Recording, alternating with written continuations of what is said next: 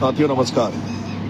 इस बार विधानसभा चुनाव लड़ने के बाद जब हम सब साथी इकट्ठा हुए से बात हुई तो सबका मन था इस बार हम लोकसभा चुनाव में भी अपना भाग्य आजमाएंगे। तब हमने ये डिस्कशन किया कि हम 12 झालावाड़ या दौसा दोनों में से एक जगह कोई भी चिन्हित करें जहाँ से हम चुनाव लड़ें। तो ज़्यादातर युवा साथियों का ये मन था कि भाई साहब झालावाड़ 12 बहुत दूर पड़ता है, दौसा में आपको चाहने वाले बहुत ज़्यादा है, हर गांव में कोई न कोई युवा हमसे जुड़ा हुआ है, और जो राजस्थान विश्वविद्यालय से हर वर्ग हर तबके के जो युवा निकले हुए हैं वो चाहते हैं कि अपन दौसा से अपनी दावेदारी व्यक्त करें। और फिर सबने ये भी कहा कि दौसा से तो दावेदारी करें तो हमें कांग्रेस पार्टी से अपना प्रयास करना चाहिए, क्योंकि जिस तरह की सूचना थी आदरणीय मुरारी लाल जी मीणा जिन्होंने एकदम मना कर दिया था कि मैं इस बार अपनी दावेदारी नहीं करूंगा, ना चुनाव लड़ूंगा। हमने कई तरह से कई लोगों ने उनसे पूछा, तो जब उन्होंने मना कर दिया तो कई नए युवा नेता जिनमें मैंने, राजेश्री मीणा, डॉक्टर R.T. मीणा, एक P.D. मीणा जी थे, उन्होंने कई लोगों ने अपनी दावेदारी व्यक्त करी और उनका मन था कि भाई मुरारी लाल जी को अगर चुनाव नहीं लड़ते हैं तो किसी नए को मौका मिलेगा। और यही कारण था कि मैं आदरणीय डोटासरा जी से, जूली साहब से, आदरणीय गहलोत साहब से, आदरणीय पायलट साहब से 2-3 बार मिला और मैंने उनसे निवेदन किया कि साहब मैं कांग्रेस पार्टी से जुड़ के और दौसा से चुनाव लड़ने की इच्छा रखता हूँ। मुझे उनका आश्वासन भी मिला और उन्होंने ये कहा कि भाई टाइम आने दो, हम आपको अपना मन बता देंगे।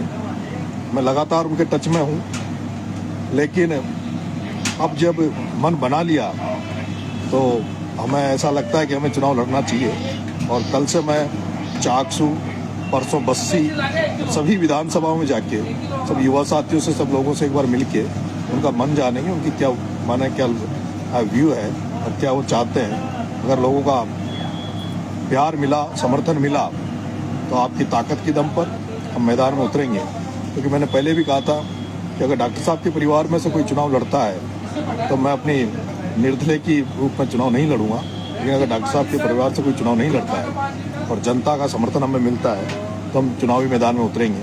तो कल मैं चाकसू जाऊंगा, परसों मैं बस्सी रहूंगा, उसके बाद मैं सभी विधानसभाओं में जाके सब लोगों से एक बार मिल के और उनका मन जानूंगा, उनका क्या रुझान रहेगा चुनाव को लेकर। उसके बाद में हम तय करेंगे।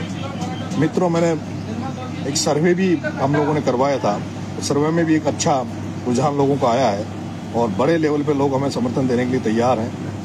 मैंने लगभग 480 के लगभग पंचायतें हैं दौसा में और 1932 बूथ है। मैं उम्मीद करता हूं कि हर बूथ पे हमारे युवा साथी हैं, जो अगर एक बूथ से भी अगर एक युवा भी हमें मिलता है तो चुनाव बहुत ज़्यादा टफ नहीं रहेगा। ऐसे में हम 2000 ऐसे युवा साथियों की एक टीम बना रहे हैं, जो युवा साथी ग्राउंड पर बूथ पे उतर के हमारी मदद करेंगे, हमारे साथ चुनाव में लगेंगे। ऐसे में कल मैं चाकसू रहूँगा, परसों बस्सी रहूँगा। आप सब मुझे आशीर्वाद देंगे, ऐसी मेरी उम्मीद है, क्योंकि मेरे कई युवा साथी जो अभी विधानसभा चुनाव में निर्दलीय लड़े और MLA बने और अभी वो लोकसभा में तैयारी कर रहे हैं, और उनको उनके चाहने वाले, उनकी जनता यही कह रही है कि भाई आप चुनाव लड़ो।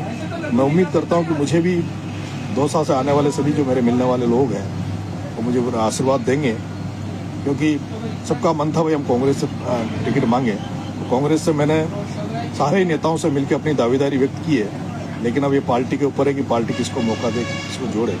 क्योंकि मुझे अभी 6 साल के लिए निष्कासित किया, लेकिन ये बड़ा मुद्दा नहीं है निष्कासन, क्योंकि अभी राहुल कसवा को इन्होंने लिया है और मैंने कई देखा है कई अधिकारियों को ये एक दिन पहले VRS दिलवा के टिकट दे देते हैं। तो अगर एक पार्टी चाहेगी तो हमें मौका देगी। हमारी पहली इच्छा यही कि हम कांग्रेस से चुनाव लड़ें, लेकिन कांग्रेस अगर मौका नहीं देती है तो भी जनता के बीच में जाएंगे और जनता की आशीर्वाद देगी, उसके ऊपर डिपेंड करता है। धन्यवाद।